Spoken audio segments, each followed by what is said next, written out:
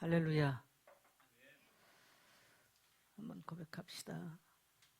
구원에서 거룩에 이르는 성도로 복을 받았습니다. 한번 더 합시다. 살리는 자로 삽시다. 자, 골로새서를 여러분 개관을 하겠습니다.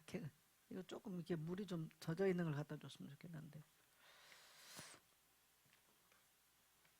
페이퍼를 좀 상세하게 써드렸는데요. 골로새서는 신약 중에서 기독론이 가장 강한 것이 바로 골로새서입니다. 그래서 기독론의 정수다 골로새서를 그렇게 많이 표현하거든요. 가장 그리스도의 관점으로 잘 기록된 내용이다, 그런 얘기입니다. 그래서 바울이 로마 감옥에서 이 골로새서를 기록합니다. 왜 그러니까 오늘날도 이단 때문에 너무 힘듭니다만은 바울이 사역을 했던 그때 당시 너무너무 어려운 건 뭐냐면 이단 사상 때문에 너무너무 힘들었어요. 그래서 교회는 끊임없이 이단과 싸워야만 했습니다. 그래서 바울이 그것 때문에 이제 이 골로새 교회 또 뭐 많은 교회들이 그랬습니다만은 그 이단 사상 또 교회 안에 침투해 있는 이단들과 싸우기 위해서 그것들을 경계하기 위해서 바울이 이 골로새서를 기록했다라고 말할 수 있습니다. 그래서 그 어떤 철학이나 학문이나 종교성이나 이게 다 그리스도 앞에 아무것도 아니다. 그리스도가 가장 만물의 으뜸이 되신다라고 하는 것을 바울은 지금 강조하고 있습니다. 오늘도 우리 모든 성도님들 그리스도의 모든 것들은 이 땅에 헛된 것임을 깨닫게 되시기를 축복합니다. 자, 그래서 기록의 배경을 보면요. 기록은 누가 했냐면 1장 2절을 보니까 바울이 편지했다 그렇게 기록되어 있어요. 그래서 바울이 쓰신 것이 확실합니다. 그 다음에 기록 시기는 바울이 로마 감옥에 갇혀있던 시기가 60년, 62년 이경이거든요. 그러니까 그때 이제 로마 감옥에서 이경에 기록했다 그렇게. 그래서 이때 당시 기록된 바울 서신들은 주로 이단 사상들 때문에 힘든 교회들에게 많이 보내졌어요. 내가 이제 밑에서 어떤 것들이 이단 사상이었는가라는 것을 말씀드리겠습니다. 그래서 이제 이 골로새서는 에베소, 빌립보, 빌레몬서와 함께 옥중서신이다 그렇게 말해요. 한번 따라합시다. 옥중서신. 옥중서신이 뭐였겠어요? 감옥에서 쓰신 서신을 옥중서신이다 그렇게 말합니다. 누구에게 보내느냐? 골로새 교회 성도들에게 보냈어요. 사도행전을 보면 바울이 쭉 이렇게 교회들을 세워가는데 사도행전에는 바울이 골로새 교회를 세운 내용이 없어요. 그러면 언제 세웠냐? 사도행전 20장에 보면은 바울이 에베소 사역을 할 때 에바브로 디도가 장사꾼이거든요. 국제적으로 사업하는 사람인데 에바브로 디도가 이 골로새 그 도란노 서원에서 바울이 사역을 할 때 와서 거기 참여를 하게 됩니다. 그래서 이 국제적 무역 활동을 했던 이 에바브로 디도가 골로새 지방에 가서 라오디게아 교회와 골로새 교회를 우리는 세운 걸로 봐요. 라오디게아 교회는 이제 우리가 사도행전에 계시록에 가면 나오는데 다른 교회들이 이렇게 세운 내용들이 나오는데 라오디게아 교회도 역시 이건 없어요. 그래서 그때 에바브라 디도에 의해서 이제 세워진 교회들로 그렇게 우리가 기억을 합니다. 그래서 사실 이 골로새 교회 터를 한번 가봤어요. 굉장히 이렇게 위치적으로 썩 그렇게 좋은 위치는 아니더라고요. 여러 가지로 조건적이 그렇게 좋은 조건들은 아니더라고요. 그런데 이 골로새서를 통해서 굉장히 그리스도의 이 정수가 드러나고 있는 기독론에 굉장히 강한 신약 성경 중에서 강하게 드러나 있는 거기가 이제 파묵칼레라고 골로새 지역에서 가까운 파묵칼레라는 유명한 온천이 있어요. 계시록에서 안약을 사서 네 눈에 바르고 이게 이제 그 지역이거든요. 그러니까 사람들의 휴양지가 되고 국제 많은 사람들이 왔다 갔다 하는 이런 이제 배경을 봤을 때 그리스 철학, 뭐 유대인들, 로마인들 이런 많은 다국인들이 왕래를 하면서 이 다국적 여러 가지 종교 사상들, 철학들 이런 것들이 굉장히 많이 영향을 미치고 있는 그러한 지역이라고 볼 수 있습니다. 그래서 우리가 이제 이 기록을 왜 하게 됐는가 이렇게 하게 그걸 질문해 보면 이단, 교회에 침투한 이단은 굉장히 이제 어떤 단일한 종파, 뭐 신천지 뭐 이런 것들이 아니고요. 유대적 전통과 헬라 철학 또 동양의 신비주의가 결합한 혼합주의 여러 가지 이단 사상들이 굉장히 초대 교회를 힘들게 만들었어요. 나는 오늘날 이제 이런 것들을 보면서 얼마나 바울이 교회들을 지켜내기가 얼마나 힘들었을까. 오늘날 이제 기독교가 점점 힘들어진 게 뭐냐면 이런 이단 사상의 교회를 침투를 해요. 이게 지금 굉장히 교회를 어렵게 하는 시대입니다. 어떻게 보면 1세기 시대나 지금이 거의 비슷하지 않을까 좀 그런 생각 좀 들어요. 바울이 정말 이 기독교가 아직 이 땅에 확립되지 않은 시기에 예수 이름이 세상에 증거되지 않는 시기에 예수의 복음을 들고 세상을 이제 향해 복음을 전하면서 교회를 세워놓고 나면 그 지역에 있는 종교나 또 헬라 철학 사상이나 또 유대인들이 세계 곳곳에 유럽에 흩어져 있기 때문에 이런 유대적 이런 사고들이 이제 충돌을 하면서 굉장히 교회가 어려움을 겪었어요. 제가 젊은 날은 몰랐으니까 나는 바울처럼 살고 싶다 하는데 나이가 먹어 나는 바울을 거의 잘 안 꺼내잖아. 왜? 비읍도 못하겠어. 너무 부끄러워서. 어떻게 이런 것들과 맞서 싸우면서 끝까지 복음을 위하여 인생을 들을 수 있고 마지막 그야말로 로마 지금 현재 바티칸이지 않습니까? 거기에서 바울의 목을 도끼로 잘라서 바울은 순교를 합니다. 그렇게 어떻게 살 수 있었을까? 정말 위대한 하나님의 종이었죠. 자, 그러면 제가 이 지금 이단 사상들 몇 가지를 좀 정리를 한번 해볼게요. 제일 이제 초대교회에 제일 많이 어렵게 한 게 뭐냐면 영지주의예요. 노스틱 사상이라고 그러는데 영지주의인데 이제 바울이 2장 8절이면 누가 철학과 헛된 속임수로 너희를 사로잡을까 주의하라. 여러분 헬라 그러면 뭐가 생각났어요? 그리스 철학이죠. 철학.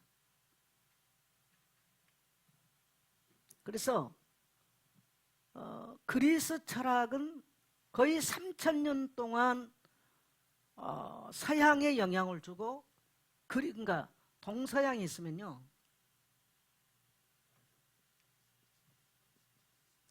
동양은 중국이죠. 중국어가요 3000년 영향을 줘요. 명제사상, 공명사상이죠. 그 다음에 서양은요. 그리스 그래서 헬라어죠. 헬라 언어에 그 다음에 그리스 철학이에요.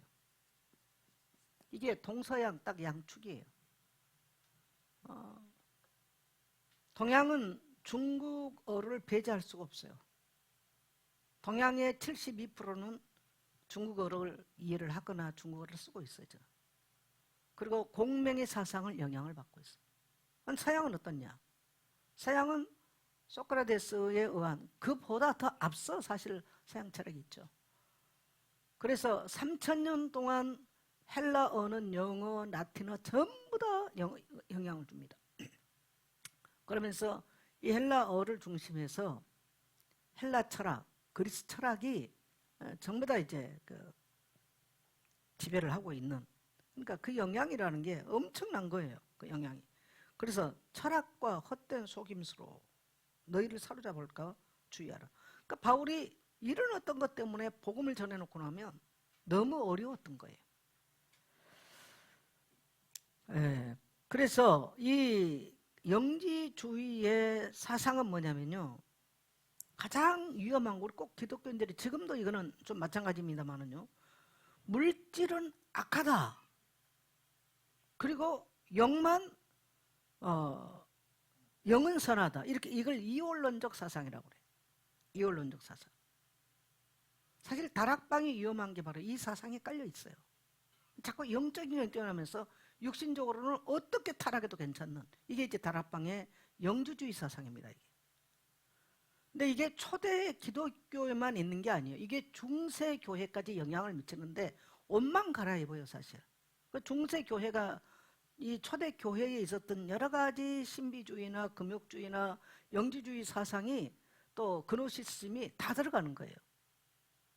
그게 이제 중세 교회가 아주 부패하고 타락을 하는 요인이 되는데, 그러니까 영적인 일만 거룩하고 영적인 일만 선한 것이고 육신의 것들은 다 악하다. 여러분 그렇지 않습니다. 여러분이 가정에 돌아가서 가정 안에서 여러분이 제사정적 삶을 사는 거 굉장히 중요한 일이에요. 여러분이 직장에 가서 내가 그리스도의 향기를 드러내고 거룩한 삶을 사는 거 굉장히 중요합니다. 우리가 레위기서나 이런 데 읽어보면요, 우리는 출애굽을 넘어서 레위기서로 가야 돼요. 그럼 레위기서나 이런 데 보면 어떻게 합니까? 심지어 밭에 곡식을 비워도 곡식 한 기통이나 남겨놓으라고 그래요. 왜 그래요? 가난한 자와 누구를 위해서? 나그네를 위해서. 그게 우리 하나님 아버지의 마음이에요. 그 다음에 과일을 따도 다 따지 말라는 거예요. 이게 우리 그리스도인들이 살아갈 그 육신의 거, 그 과일은 뭐 그렇게 중요합니까? 그 육신의 것들. 근데 그런 행위나 이런 삶도 따라합시다. 하나님 앞에 거룩하다. 그러니까 어떤 영적인 거. 그래서 이게 헬라 철학에서 영적인 이데아라, 이제 우리가 헬라어로는 이데아라고 그러잖아요. 소크라테스나 이런 그 철학에서 이데아, 굉장히 말도 힘들어요. 나는 별로 서양처럼 설명하고 싶지도 않은데 굉장히 애매합니다. 그러면서 이제 그런 것만 이렇게 선한 것이다. 그래서 육신은 악하기 때문에, 원래 육신은 악하다. 다락방의 사상이 뭡니까? 육신은 원래 죄로 부패했기 때문에 어떻게 살아도 괜찮다는 거예요. 또 다른 모습의 영지주의 사상이거든요. 이게 굉장히 위험해요. 따라합시다. 우리의 육신도 신성하다. 그래서 우리가 우리 육신도요, 굉장히 신성하게 관리해야 돼. 우리가 오늘 읽었던 뭐 레위기서 같은 거 보면요, 뭐를 하는데 옷을 빨고 뭐가 어떻고 어떻고. 근데 그게 옷을 빨고 뭐 그게 뭐 지금 오늘날서 우리가 조금 오늘 현대 관점에서 좀 이해하기가 어려운 게 레위기서인데, 근데 그만큼, 근데 사실 그게 우리의 의식 속에 굉장히 소중한 것들이에요. 우리의 몸도 더러운 것이 자꾸 오염되고 그러면요, 안 되는 거예요. 할렐루야. 제가 아침에 글 쓰는데 서론에 그 어느 무당의 그 기독교 방송 전에 보니까 귀신이 제일 싫어하는 게 뭐냐? 깨끗한 거라는 거죠. 집이 깨끗하고 정돈되거나 모든 생각이 깨끗해, 이거 제일 싫어한다. 그럼 저는 무당한테 집안에서 옛날부터 제가 이제 최자실 목사님 그 얘기를 옛날부터 많이 했어요. 제일 좋아하는 게 뭐냐? 더러운 거. 그래서 예수님께서 귀신을 명할 때 뭐라고 그래요? 악하고 더러운 귀신이라고 그래요. 그래서 귀신은 항상 더러운 데를 찾아요. 사람이 생각이 더러우면 귀신을 밥되는 거죠. 사람의 마음이 정직하지 못하고 더러우면. 그래서 하나님은 마음의 정직을 굉장히 많이 다스려 가지 않습니까? 왜 그러냐면 귀신의 틈을 주기 때문에 그래요. 환경적으로도 그래요. 뭐가 어수선하고 지저분하고 더러우면요, 여러분 힌두교 국가를 한번 가보세요. 얼마나 더러운지 말로 다 할 수가 없어. 말로 다. 저 겐지스강이나 하여튼 저 힌두 이 장례 한 데 가보세요. 그 사람 태워가지고요, 다리 이런 데 덜 타는데 물에 이렇게 밀어놓잖아요. 그러면 개가 한쪽에서 다리 끌고 다니고요, 시체. 그게 성수라고 그 사람들은 거기서 목욕을 하고 물떡하고 그럽니다. 이게 인간이 할 짓입니까? 아주 그 힌두 사제들이 뭐 한 데 가면요, 힌두 사제들은 배가 또 이렇게 나왔어요. 또 다 벗고 앉았거든요. 진짜 우리가 또 그 장례하는 데 앉아있는 힌두 사제들 보면요, 얼굴에다 페인트를 칠을 해가지고요, 귀신같이 하고 앉았어요. 꿈에 복기가, 나는 두 번 다시 그 현장을 안 가고 싶더라고. 두 번 다시. 그럼 얼마나 사람들이 힌두 문화권에 사는 거짓말 잘하는지. 인도 사람. 그래서 뭡니까, 자꾸 말이 엉뚱한 데 갔는데, 말레이시아를 가면 이런 속담이 있어요. 자, 숲속에서 코브라를 만났고 독사를 만났고 인도 사람을 만났다. 총알은 하나밖에 없다. 누구를 죽여야 되느냐? 누구를 죽여야 돼요? 총알 하나밖에 없어. 독사를 만났어. 그럼 물리면 죽어요. 독사보다 무섭고 이게 사악한 게 인도 사람이라는 거야. 힌두교 사람들. 그 정도의 속담이 있을 만큼. 옛날에 여러분 우메샤 아시잖아요. 우리 교회에서.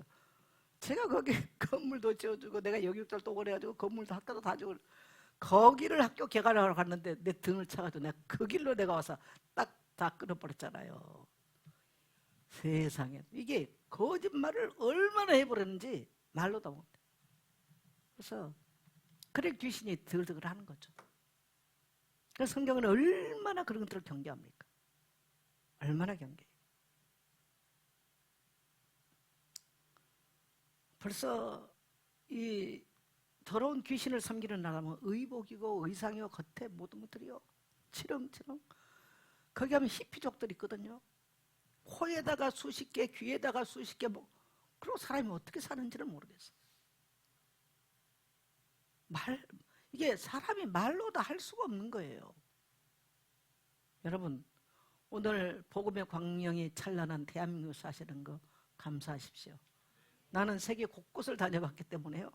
너무너무 이것을 확신하게 말할 수 있습니다. 자, 바울이 복음을 전한 이 여러 가지 이 상황들이 그런 게 많이 있단 말이죠. 그래서 여러분 항상 여러분의 몸도 마음도 항상 깨끗하게 거룩하게 관리하게 되시길 축복합니다. 내 이기처럼 그렇게 지켜라 그 말은 안 해요. 그러나 더럽고 자꾸 이러면요 병도 자꾸 오게 돼 있어요. 근데 이 영지주의의 제일 문제는 뭐냐면 첫째는요 그리스도의 신성을 부인해요. 신성. 왜 신성을 부인하냐면 아니 이 인간의 육체가 이렇게 악한데 어떻게 거룩하신 하나님이 육체를 입고 올 수 있냐는 거죠. 이게 영지주의 사고입니다. 육체는 어차피 악한데 어떻게 하나님 육체 가운데 올 수 있냐는. 그래서 그리스도의 신성을 부인해요. 그래서 이단이에요. 다른 반 사람들 우리가 영적으로 복음 받았으니까 뭐 술 먹어도 괜찮고 뭐 이런 사고가 너무나 팽배해 있어요. 그래서 여러분 집단이 그렇게 나가는 거 굉장히 위험해요. 우리가 레위기서를 보면서 보니까 뭡니까? 제사장이 범죄했을 때, 그 다음에 족장들이 범죄했을 때, 온 회중이 범죄했을 때, 온 회중의 선동이나 어떤 이런 분위기에 함께 우리가 그 속에서 범죄할 수 있다는 위험을 굉장히 레위기서가 말하고 있잖아요.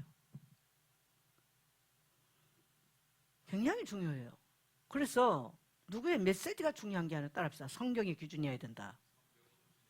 초대교회는 지금 성경이 없는 시절이에요. 성경은 AD 이제 300년이 넘어서 성경이 이렇게 정경이 나온단 말이죠. 그러니까 얼마나 바울이 어려웠겠어요. 그러니까 이제 바울이 정말 복음의 정수들을 기록으로 남긴 게 오늘 저와 여러분이 놀랍게 하나님의 은혜를 누리게 되는 한 요인이 되죠. 또 하나는 뭐냐면요. 그노시스즘이라고 지식. 뭔 지식을 깨달아야 구원받는다고 생각해요. 여러분 지식 깨달아야 뭐 깨달아야 된다고 해서 많이 들어본 얘기 같잖아요. 자, 한번 물어볼게요. 믿음으로 구원받습니까? 지식 깨달아야 구원받습니까? 여러분 이게 다락방의 오류였어요. 굉장히 교묘합니다. 그러면 결국 네 못 깨달아서 그래. 아주 쉬워요. 핑계대기. 요거에 사실 우리나라의 기독교에서 60년대, 70년대 이미 이 부분에 대해서 정죄를 했어요. 믿음으로 구원받는 것이지 복음은 깨달아서 구원받지 않는다라고 하는 이야기. 아니 우리가 이렇게 성경을 풀어내고 이럴 때 이해를 하는 것은 굉장히 중요합니다. 근데 구원이 이루어지는 사건은 복음을 믿고 믿음으로 구원을 받는 것이지 깨달음에서 물론 뭐 한 과정에 깨달음이라는 게 있을 수 있습니다만은 그런 어떤 굉장히 조심하셔야 돼요. 굉장히 미묘한 차이인데 그게 엄청난 초대교회로부터 이단으로 정죄한 내용이라는 거. 바울이 지금 그걸 지적을 하고 있어요. 그노시스즘이라고 그러죠. 세 번째로 뭐냐면요. 율법주의, 유대주의라고 그랬죠. 유대주의, 율법주의. 이거는 종교의식, 거기 뭡니까? 할례 같은 거. 뭐 제사, 유월절 지내고 이런 것들 계속. 복음의 구약의 율법과 유대인들의 전통을 지켜야 구원받는다는 거예요. 그래서 정결예식 뭐 이런 거 강조하고 특별한 음식 금하고 특별한 음식을 금해요. 근데 이제 우리가 이미 사도행전 10장을 넘으면서 하나님께서 베드로에게 이방 땅의 복음을 뭡니까? 가이사라입니까? 갑자기 생각나요. 예, 사도행전 10장에서 넘으면서요. 하나님이 보자기에 여러 가지 짐승들이 있는 것을 잡아먹으라면서 이제 모든 먹는 부분은 그리스도를 우리가 믿음으로써 그리스도의 생명의 떡 되신 그리스도를 먹음으로써 이런 모든 것들이 부정하다 정하다가 없어요. 정하다 부정하다의 기준은 떠납시다. 그리스도의 십자가입니다. 그래서 그리스도의 십자가가 정하다 부정하다를 정하는 것이지 음식이 아닌 거예요. 이미 내게 유익하면 먹는 것이고 유익하지 않으면 안 먹는 거예요. 할렐루야. 굳이 추하고 변자가 먹고 또 기독교인들이 그럴 필요는 없어. 그래서 이런 것들이 이제 끊임없이 그 다음에 이제 뭐 절기에서 초승달이라는 거는요, 초하루 보름을 유대인들은 지켰어요. 구약이 못 나오잖아요. 그래서 초승달이 떴을 때, 그래서 중동 사막 종교에서는 이 초승달 모양의 종교 이게 많이 나와요. 그게 이제 어디까지 영향을 미치냐면 이슬람까지 영향을 미쳐요. 그 이슬람이 나오기 이미 뭡니까 요수아 사사기 시대도 나와요. 그런 것들이. 그런 그 중동 사막에 있는 사람들에게 있어서 이런. 근데 이제 유대인들이 굉장히 그거를 강하게 많이 해요. 근데 요게 기독교가 세워지는 곳마다 유대인들이 가서 그거 지켜야 된다 그러고 그거 지켜야 하나님 믿는 거라고 이러면서 이제 교회들을 어렵게 만드는 거예요. 근데 바울이 그리스도를 만나고 보니까 그런 것들은 전부 다 그리스도를 예표하는 것이요, 그리스도 안에서 끝나버리고 율법은 그래서 완성되고 모든 것이 끝났다는 걸 바울이 깨닫고 보니까 아무것도 아닌 걸 가지고 사람을 자꾸 얽매는 거야. 그래서 바울이 이제 이것과 싸우는 것들이 바로 바울의 서신들입니다. 할렐루야. 자, 그 다음에 또 하나 저기가 뭐냐면 천사 숭배 사상이에요. 이거 천사 숭배 사상 어디에 더 있어요? 천주교도 있어요. 천주교는요, 그리스도 이름으로 기도하고 뭐가 마음이 안 좋하니까 또 거기다 마리아 이름으로 또 하고, 마리아 이름 가지고 안 되니까 천사 이름으로 하고요, 그것 가지고도 안 되니까 성자들 이름 다 하고. 이게 어느 날 다락방이 비슷하더라고. 그리스도 강조하더니 어느 날 삼일체 쌓고 이러더만 어느 날 우주의 힘에 쌓고 비슷하게 자꾸 보호자의 힘, 우주의 힘 이러면서 자꾸 각도가 뭔가 자꾸 각도가 엉뚱한 데로 가는 거죠. 따라합시다. 예수 그리스도 안에서 완성입니다.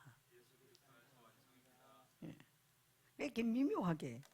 그래 천사 숭배 사상에서 또 뭐냐면 신비주의가 나와요. 천주교를 보면은 천사 숭배 굉장히 강해요. 근데 유대인들에게 이게 또 강했거든요. 그게 초대 기독교에 자꾸 파고드는 거예요. 그러니까 자꾸 예배 초소에 이 천사들의 모습 갖다 놓기도 하고, 자꾸 천사가 절을 하고, 이런 자꾸 한단 말이죠. 그래서 신비주의는 하나님은 너무 거룩하여 인간이 직접 나갈 수 없으니까 중보자가 누구라고 생각하냐면 천사가 중보자라는 거예요. 천주교는 중보자 또 있죠. 누굽니까? 마리아가 중보자예요. 은총이 가득하신 마리아 기뻐하소서 주께서 함께 계신 여인 중에 복되시며 천주의 성모 마리아여 이제와 우리 죽을 때 우리를 위하여 빌어주소서 중보자로 내세운 거예요. 이게 천주교 사상. 이때부터 온 게 이 초대 교회에 있었던 이단 사상이 중세 교회에 굉장히 많이 뿌리 내려 있어요. 굉장히. 만일에 루터가 종교 개혁을 안 했다면, 오직 성경이라고 안 부르셨다면요, 우리도 오늘 그 짓거리 하고 있을 수 있어요. 물론 천주교가 지금 많이 저깁니다만, 그래도 천주교요 어디 뭐 여행 가고 그럴 때 봐보세요. 전부 다 누구누구 성인이여 우리를 위하여 빌어주, 전부 다 그거 하고만 있습니다. 천사 가지고도 안 되니까 이제 성인들 이름 다 불러.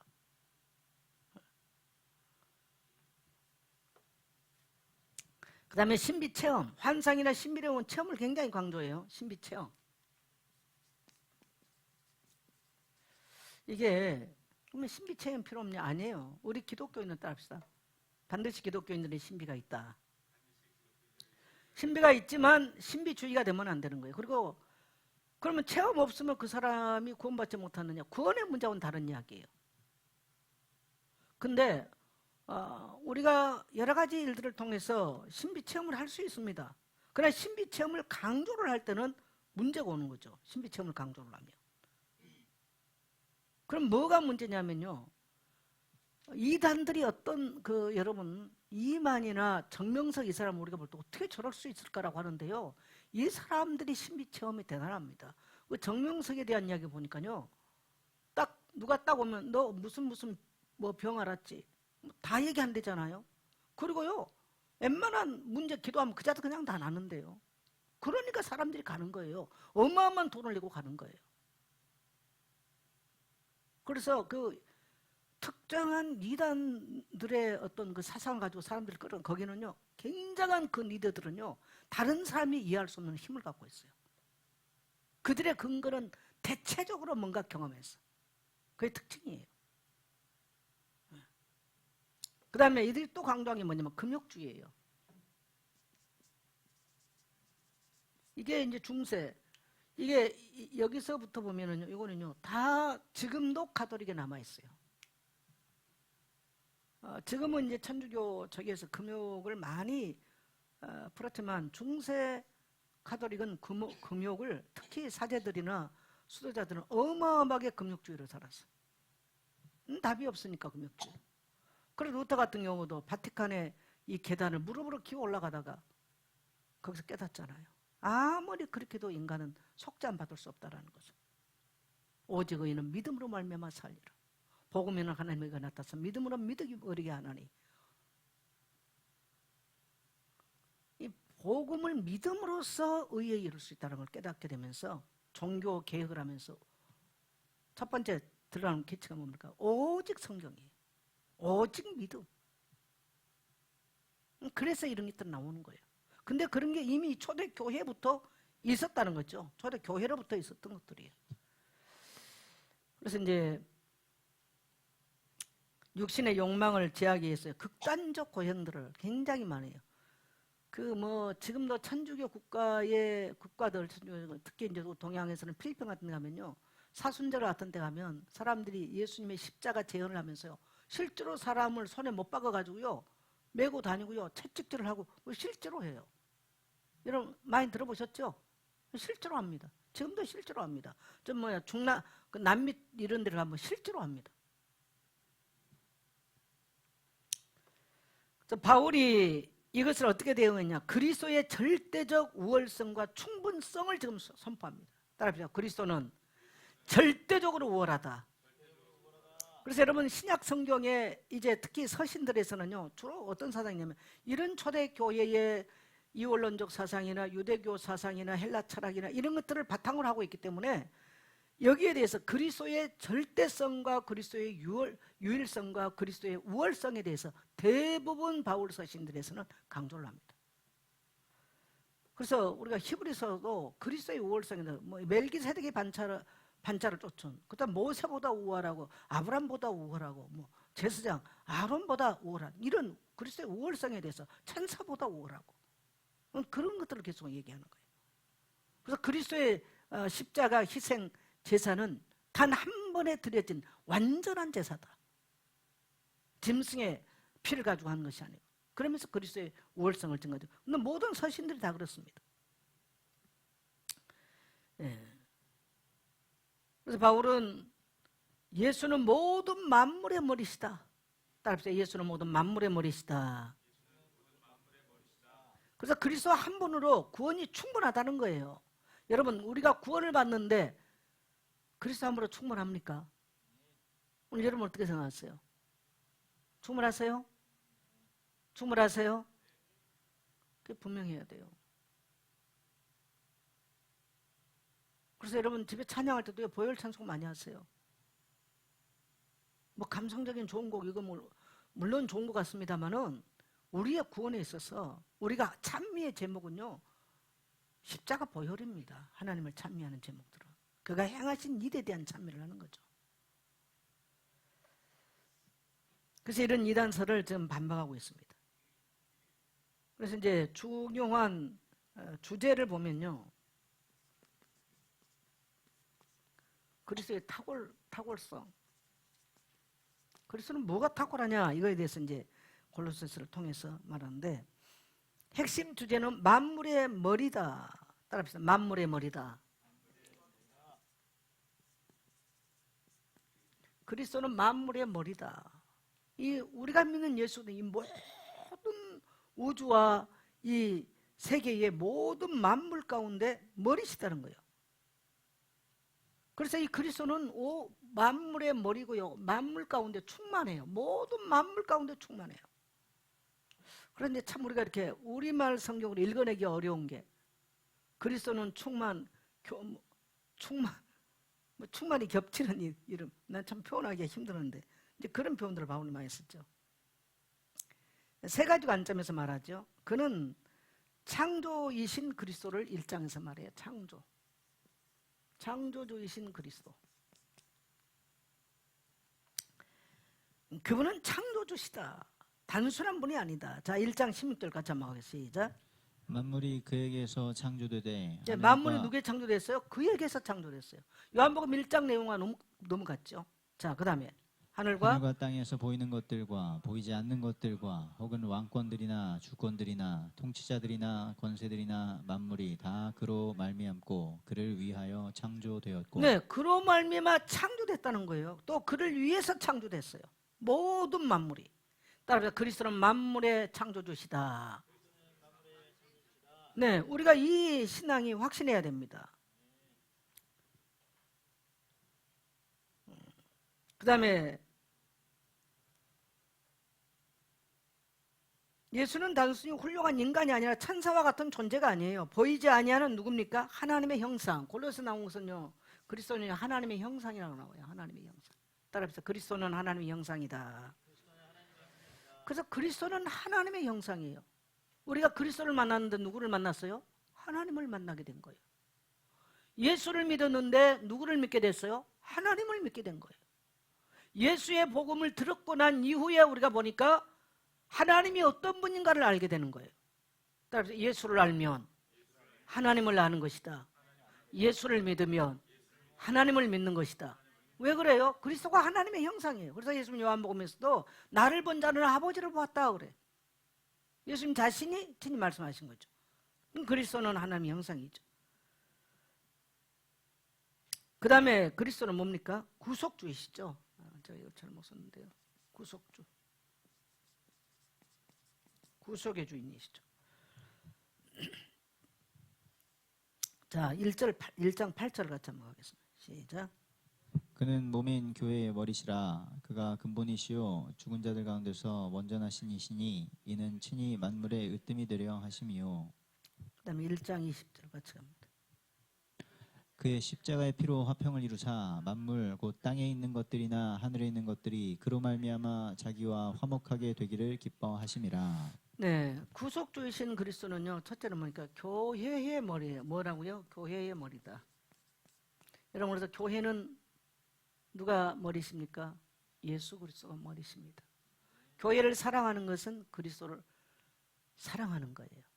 사람이 복음과 교회를 분리를 시키는데 여러분, 그리스도가 교회고 교회가 그리스도인 거예요. 할렐루야. 다락방에 또 우리가 뭐냐? 교회와 그리스도를 분리시켰어요. 이게 교회론적으로 틀린 거예요. 이게 이단 사상인 거예요. 교회와 그리스도는 하나예요. 복음과 그리스도는 하나인 거예요. 예배소에서도 복음과 그리스도는 하나인데 이걸 자꾸 복음을 따른 어떤 진리처럼, 그래서 이 그노시스주의 같은 이런 것들이 돼버리는 거예요. 자꾸 교묘하게 이상한 사상들이 그렇게 흘러나오는 거죠. 그래서 여러분, 이 땅에 살 동안까지는 성도는 뭘 사랑해야 된다? 교회 사랑해야 돼요. 왜요? 그분이 머리기 때문에 그래요. 그래서 우리가 혼자 예수 믿고 어느 날 어떻게 하다가 혼자 성경 읽고 구원받을 수 있습니다. 그러나 그 성도가 끝까지 혼자 살도록 하나님 내버려두지 않아. 어디로 가야 돼? 교회 공동체 안에 머리 대신 교회 머리 대신 그리스도가 함께 임재하는 회막 가운데로 가야 되는 거예요. 혼자. 근데 오늘날 좀 사달은 뭐예요? 혼자라는 거지. 자꾸. 그게 틀린 사상입니다, 여러분. 그게 무교회주의 사상이거든요. 희한하게 일본에 저는 좋아하는 그 몇 분이 있어요. 내총감상이나 가가와 천분 같은 분. 굉장히 신앙적으로 탁월한 분들이에요. 난 젊은 날 가가와 짬뽕에 대한 책 많이 읽었거든요. 그런 훌륭한 신앙인들이 있었는데 왜 일본은 교회가 성장을 하지 못했을까? 근데 이분들의 공통점이 뭐냐면요, 무교유주의입니다. 희한하게 세계 교회사를 보면 무교유주의, 아무리 탁월한 신앙이었다 할지라도 무교유주의 사상을 갖고 있는 나라, 그 후대, 그 사람들이 스쳐간 후대는요, 교회가 성장하지를 않았어요. 그게 참 우리가 역사 이제 후의 관점으로 이렇게 보면은 놀라운 얘기들이에요. 주님은 이 땅에 뭐 남기고 싶어요? 그리스도의 몸을 남기고 싶어요. 그래서 우리는 뭘 고민해야 되느냐? 우리 교회가 과연 주님이 이 땅에 남기고 싶어하는 교회일까? 우리는 그걸, 목사인 저뿐만 아니고요, 교회 중직자나 모든 성도님들은 그것 고민해야 돼요. 오늘날에 마치 교회가 어떤 목사의 산업체처럼, 비즈니스처럼 이렇게 해버리면 그건 그리스도의 교회가 아닌 거예요. 사람이 모이는 집단이지 그리스도의 몸의 교회가 아닌 거죠. 그래서 여러분 항상 따라합시다. 우리 교회는 그리스도께서 주인 되시고 그리스도의 몸으로서 교회해야 된다. 그걸 우리는 기도해야 되고 그것 고민해야 됩니다. 나 진짜 어떤 면에서는 코로나 이후에 제가 많이 고민했던 게 이 땅에 이러다 교회가 존속이 될까? 이런 고민을 많이 하면서 그렇지. 내가 자유하게 된 게 뭐냐면 그렇지. 이 땅의 교회는 주님이 주인이기 때문에 주님의 방법으로 교회는 존속할 것이다. 할렐루야. 그러면 너무 교회들 타락했기 때문에 필요한지도 몰라요. 이런 모습들이. 근데 뭐 숫자가 많기 때문에 교회가 뭐 위기가 아니고 숫자가 줄었기 때문에 한국교회 위기냐? 아닙니다. 성결한 그리스도인들이 없는 게 위기예요. 숫자 얘기가 아닌 거예요. 정말 그리스도를 머리로 삼고 그리스도의 지체로서 몸으로서 교회를 인식하고 이렇게 교회를 이루지 못하는 것이 그것이 교회의 위기지 숫자가 줄어든 거. 초대교회는 뭐 숫자가 많았어요? 그건 아닌 거죠. 그래서 여러분 우리가 세상을 떠나도 주님이 원하는 교회가 되기를 우리 교회를 위해서 기도할 수 있게 되기를 축복합니다. 네. 그 다음에 십자가의 피로 화평을 이루는 것이 바로 그리스도예요. 십자가. 하늘의 것들이나 땅의 것들이나 다 십자가로 통일돼요. 세 번째는 그리스도는 모든 지식의 근본이다. 따라합시다. 지식의 근본이다. 예, 그 안에 모든 지혜와 지식과 지혜가 보화가 있다는 거. 이 말을 왜 했을 것 같아요? 그노시스즘. 지식 깨달아야 구원받는다 그러니까 그것 좀 반박하는 이야기가 되는 거예요. 그래서 그리스도로 충만하다 이 주제에 대해서 한 게 창조주시고 그 다음에 뭡니까? 하나님 뭡니까? 구속 주시고 지식의 근본이시다. 이걸 지금 말하고 있죠. 자, 그 다음에 이제 구조를 보면 뭐 이거는 뭐 앞으로 제가 이제 열어갈 거니까 굳이 그렇게 많이 안 해도 될 것 같아요. 이제 구조 뭐 1장 2장은 그리스도의 탁월성 이러는데 이제 앞으로 이제 구체적으로 들어갔기 때문에 이거는 이제 안 해도 될 것 같고요. 결론적으로 본다면 그리스도가 모든 것의 해답이 된다. 따라합시다. 그리스도가 모든 문제의 해답이다. 이걸 이제 바울은 고린도서를 통해서 증거하고 있어요. 지식 그 안에 다 있어. 세상 모든 학문 철학들, 저 헬라 철학들 바울이 못 배워서 그 말했으면 저는 알지도 못하면서 그러는데 바울은 누구보다도 굉장한 지식인이에요. 로마의 시민권을 가지고 있었기 때문에 이미 헬라어에 능통했고 헬라 철학을 능통하게 하는 사람이에요. 그렇기 때문에 이런 반박의 글을 쓸 수 있는 거죠. 성경에 능한 자로서 유대주의가 어디가 잘못되는가를 알고 있고 헬라 철학의 문제가 뭔 줄 알고 있고 로마 시민권자로서 로마 지식의 문제가 뭔 줄을 너무 잘 알고 있어요. 그렇기 때문에 바울이 이런 글들을 쓸 수 있는 것입니다. 그래서 내가 그리스도를 만나고 보니까 모든 것들이 배설물이다. 너무너무 쓸데없다. 최고의 지식은 누구다? 그리스도다. 그 안에 모든 지혜와 지식과 보화가 인생의 해답이 다 그 안에 있더라. 아멘. 여러분 그러한 신앙으로 확신하게 되시기를 축복합니다. 요즘 이 세상에 너무너무 철학이 이 세상이 발달되니까요. 성경이 너무 무서울 것 같아. 뭐 AI 속에 별거 어제 아침에 국문일보를 보니까 어떤 그 이제 부모가 자녀가 대단한 이 전문인인데 자살을 했어요. 왜 자살을 했을까? 추적을 하고 보니까요. 뭐 AI가 상담사도 상담도 하는가 보지. 그래가지고 이게 굉장한 전문인인데 계속 AI한테 상담을 했어. 근데 자기가 죽고 싶은 이걸 했는데 AI가 그걸 계속 이렇게 좋게 하여튼 그런 뭘 해주나 봐, AI가. 그러니까 사람들하고 이 굉장한 사람이 사람들 관계를 끊고 AI하고 계속 하고 결국 AI가 자살하기까지 이르도록 긍정적으로 몰아가 버렸다는 거야. 나는 뭔 말인가지도 모르겠더만은. 야, 그래갖고 이걸 이제 법정 소송을 하려고 국민일보에 나와 있더라고. 우리나라 얘기는 아니에요. 그러니까 예를 들어서 나는 죽고 싶어 하는 게 AI가 네 죽어도 괜찮아 아마 그랬나 보지. 뭐 어떻게 상담을 할지도 모르겠는데 하여튼 AI가 상담을 했대, AI하고. 그러니까 사람들이 이제 사람하고 상담을 하라고.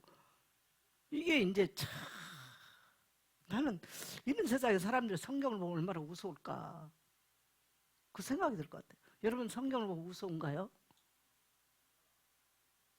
야, 이게 진짜 보통 문제가 아니야. 따라합시다. 꽃은 마르고 풀은 시들고 꽃은 말라도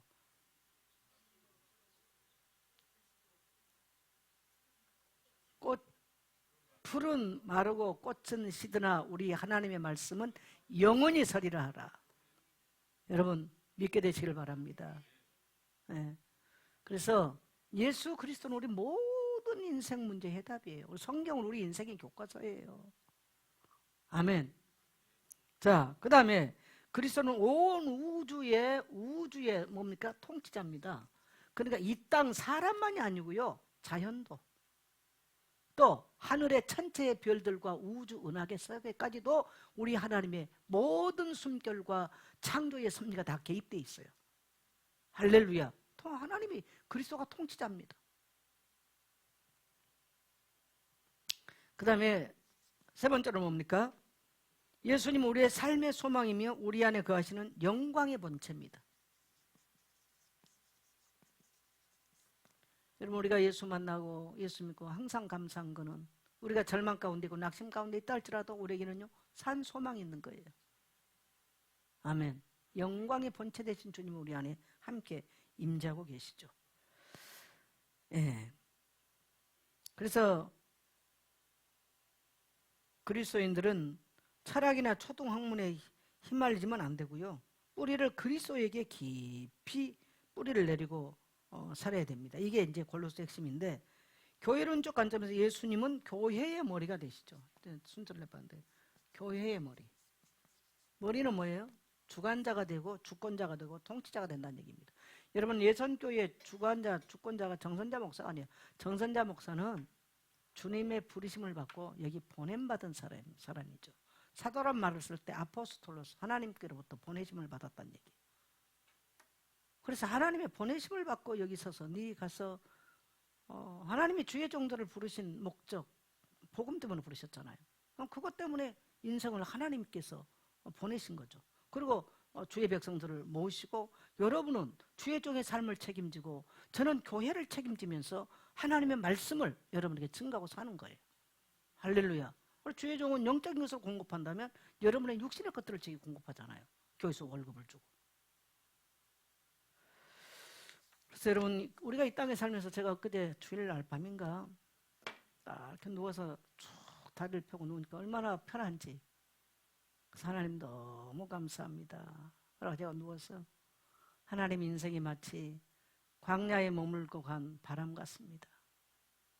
이 바람 같은 광야에 머물고 간 바람 같은 나에게 하나님을 알게 하시고 하나님을 내가 이 땅에 살면서 경외할 수 있도록 복을 주셔서 너무나 행복하고 감사합니다. 이 행복감이 얼마나 쫙 밀려오는지. 여러분 인생 70 살다 보니까요 잠깐 머물다가 지나가는 바람 같아요. 덧없는 세상이에요. 이 땅에 내가 살면서 이 바람같이 지나가는 내가, 이 광야의 거친 광야에 바람같이 지나가는 내가 하나님을 만났다? 여러분 이것만큼 복된 게 어디 있어요? 그리고 더 감사한 것은 정말 사람의 손에 잡힌 것도 아니고 눈에 보이는 것도 아닌 이 하나님을 이 땅에 증거하도록 나를 부르셨다? 그 영적인 눈을 열어줬고 그 영적인 입을 열어주셨다. 그 영적인 이 하나님의 음성을 들을 수 있는 영적인 길을 열어주셨다. 얼마나 감사하고 복받은 건지 몰라요. 오늘 여러분 감사하게 되시기를 주의 이름으로 축복합니다.